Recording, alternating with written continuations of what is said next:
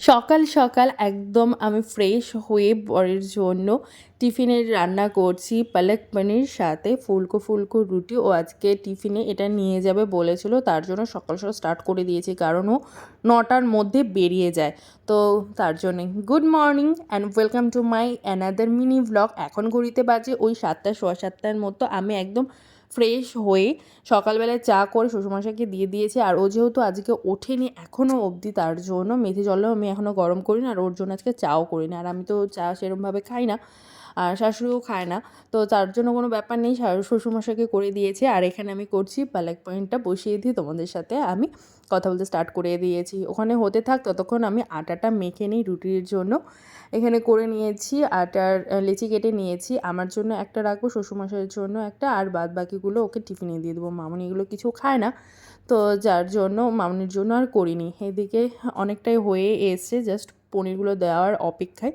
ততক্ষণে দেখছি যে ঘুম থেকে উঠে গেছে, তো তার জন্য আমি মেথি জলটা গরম করে আমিও খাবো, ওকেও দেবো।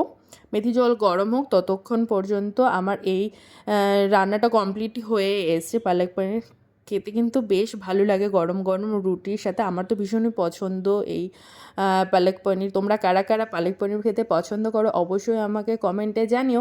আর যারা যারা রেসিপি জানো না বা রেসিপি চাইছো অবশ্যই কিন্তু বলো।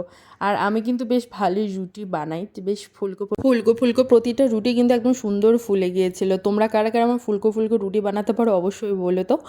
তো ওইদিকে আমি ডিম সেদ্ধ বসিয়ে দিয়েছি, আর রুটি ভাজা কমপ্লিট। এবার ওকে টিফিন বক্স দিয়ে দিচ্ছি রেডি করে, আর তারপরে শ্বশুরমশাইকে দেবো খেতে।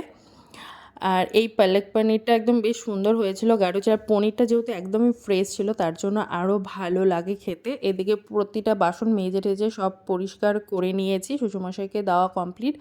এবার ওকে একটা ডিম দেবো, আমি একটা খাবো। শ্বশুরমশাই আজকে খাবে না যেহেতু বৃহস্পতিবার, তো তার জন্য। আর সবার খাওয়া কমপ্লিট হয়ে গিয়েছে, ও স্কুল চলে গেল। আর এখন আমি বসে বসে এখন আমি খাচ্ছি রুটি আর এই যা রান্না করেছিলাম।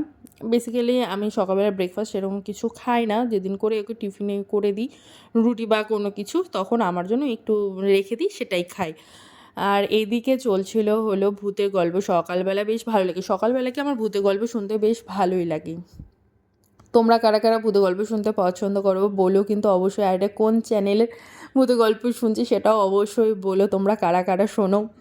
তো ব্রেকফাস্ট কমপ্লিট, ততক্ষণে মাসি চলে এসে মাসিকে বলে দিলাম কী কী রান্না হবে। মাসি থেকে সব সবজি কেটে নিয়ে রান্না বসিয়ে দিল। আমি উপরে চলে এসে এবিসি জুস বানিয়ে নিলাম, নিয়ে একদম স্নান টান করে নিয়ে তারপর বানিয়েছিলাম হলো সেই ভাইরাল শসার ওই স্যালাডটা, যেটা রেসিপি আজকে আপলোড হবে। তোমরা অবশ্যই চেক আউট করো রয়েস কুকিং লুক বুকে। নেক্সট ভিডিওতে দেখা হচ্ছে, বাই।